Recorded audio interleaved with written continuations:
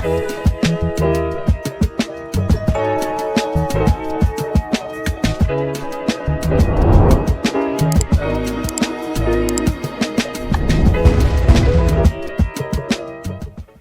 here we go to an episode of On the Wrist from Off the Cuff. A really cool review for you guys from the brand Archimede.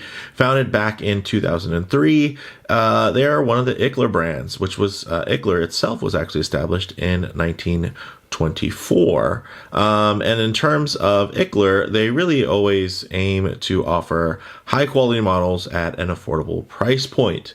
Of course, this particular watch would fall underneath the pilot's watch genre. Some key characteristics and design, which are looking for something within that range. Of course, you're going to want that balance of both legibility and functionality. This one, of course, takes after the very famous Flieger style with the A dial of German, from a German brand like Archimede. I think it makes perfect sense. This is their Pilot 39 HS, and it is their everyday sized classic German Flieger. You can get this for $834 plus shipping, and that is in euro, and excluding that, the brand sent me this piece in to share. Of course, you guys know I've purchased and also had some nice loaners come in here and then from Archimede over the years. I mostly own stuff within their outdoor range, but I've always been a fan of their Fliegers. You guys know I'm a big kind of a Flieger person. Like that is probably maybe one of my top three categories. First you got divers, everyday adventure, and then I think probably Flieger after that in terms of like what I have multiples and multiples of.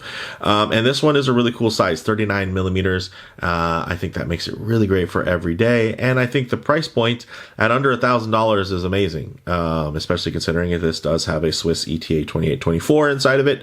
And it is, a really truly German made watch. I mean, this is Ickler brand here. So they're making these cases. They're not just ordering these, which I think says a lot. So with that said, let's go ahead, zoom the camera out, get this piece in hand, and take a closer look. Okay, guys, let's take a closer look. Look at this dial. Now, of course, this A-style dial on a Flieger, there's not too many details. It's not like there's anything that's applied. Everything's printed.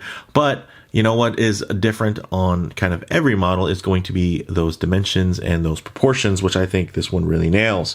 So 39 millimeter diameter, only 10.3 millimeters thick, 45.2 millimeters lug to lug, Ickler stainless steel here, guys, all brushed. And it looks great. I mean, it definitely feels and looks like a tool watch. You're going to have, of course, this nice push-pull crown, which is signed with the big A there from Archimede. And inside, you're going to see an ETA 2824-2, guys. Pleasant surprise. A lot of times you'll be expecting to see a Salida movement in there. Nice that they still have that relationship with ETA. And this is a sapphire display back, which does have some etching around the outer edges there.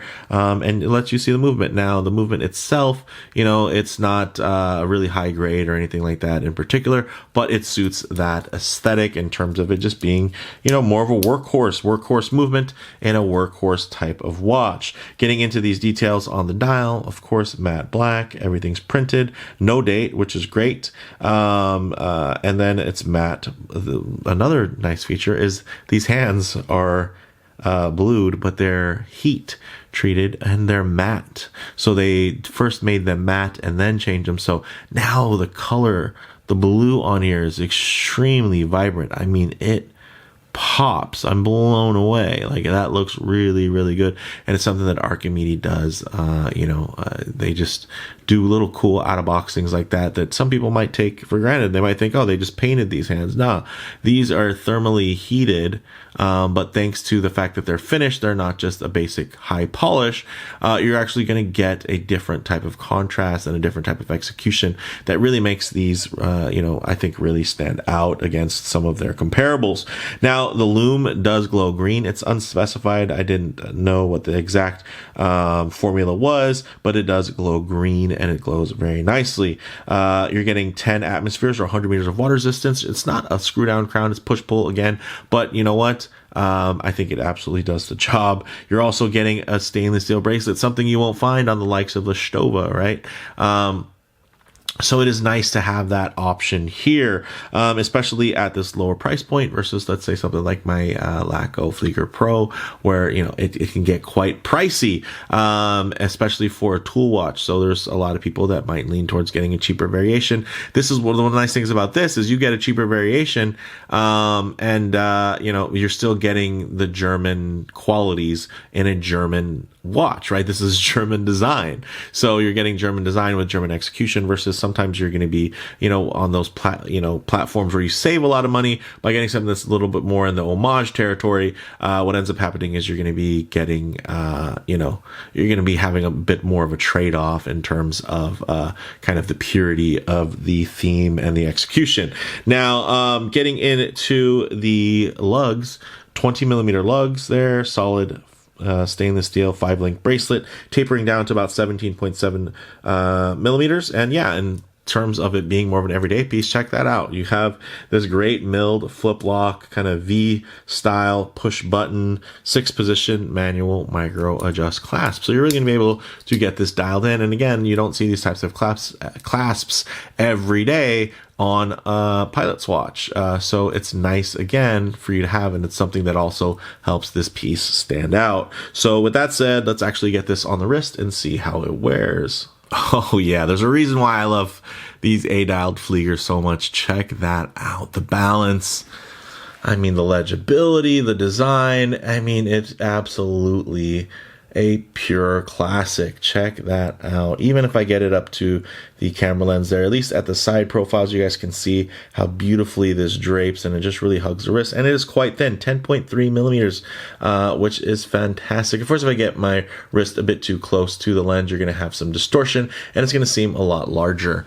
So what I like to do, keep my 7.5-inch wrist nice and low, and then just tighten up the frame so you guys can get a bit of a truer aspect ratio while still getting a detailed look. Check out how nicely centered that is. And again, that fits wonderfully within an everyday category. Nice and flat. And yeah, it just does it. It hits all of those marks in terms of wearability. And you guys can see very, very nice, very clean. And yeah, pretty all-inclusive. It just hits all of those marks, and it turns something that can be a little bit niche in terms of a pilot watch and really make it more versatile again, and make it something that you could wear every day. And, of course, these Arabic numerals are going to be similar to something you might find on a field watch. But hey, here you're going to have, again, full bracelet, German construction, Swiss-made movement. There's a lot to like, and it all kind of comes in at, I think, a very fair price point, especially considering that, again, you're getting a bracelet in this combination. You could probably save some money and not get a bracelet, but you know what? I think that's one of the things that makes this stand out. Also, the fact that it is a German brand creating, again, a German styled watch. So with that said, let's actually just go ahead and get this off the wrist, set up for some loom shots, the light transition, and closing thoughts. Okay, let's go ahead and hit the lights here. Yeah, check that out. That's a lot of loom, and it doesn't have to be this bright. You could have easily just done the numerals or whatever, and maybe not the full 60-minute graduation, but man, does that look good. One thing that was a bit surprising is that, yeah, the seconds hand is just painted white. It's not actually loomed. Not that you need it to be, because, again, that's a feature set of a dive watch. You need to know that it's running while you're underwater. Here, not going to be as troubled in terms of timing down to the absolute minute or second. And as you guys can see there, as it sweeps over, you are going to be able to visually see the second hand moving anyway. But one thing I always like to work in is a bit of a low light transition, because you're always going to be out in the middle of a field enjoying direct sunlight. A lot of times you're going to find yourself coming in out of buildings, walking underneath overhangs, or just hanging out underneath the shade of a tree. So it is nice to see what these colors, textures, and finishes read alike in less than optimal lighting, to maybe even include a bit of harsh lighting, which typically could expose any types of production defects. What you're going to see here is that dial, that matted dial, really taking just the light and even shifting into some more anthracite types of reflections. So this is going to be a super dark black inky dial. This is going to be with that more matted substance, but you know what? It makes sense because you have the beautiful satin brushing on that bracelet. Look at the way the light uniformly glides across that 5-link bracelet. And it's not your typical engineer. They do have a couple of different features in terms of, you know, the kind of line weights and widths of each link there, where the center links are going to be a little bit wider. So I can appreciate the fact that they're going for their own aesthetic here, especially with such a recognizable aesthetic in terms of a Flieger A dial. And man, that's just, look at that lume, still just going, blazing, guys. Ooh. This thing's awesome. All right, so closing thoughts on the wrist. This wears perfectly for everyday use. It may feel ever so slightly sharp to the touch, you know, in terms of the bracelet link corners, which could affect overall comfort for some, right? So if you're going to be wearing it all day, you have more sensitive skin on your wrist. That's something to think about. But hey, the good news is once you have it on a bracelet, let's go ahead and, once you have it on a bracelet, you can just pop the bracelet off, and then you have the bracelet swap back on whenever you want, and you can put it on a number of straps. And this very thin case is going to accommodate even, you know, pass-through types of straps, you know, like military nylon NATO style as well.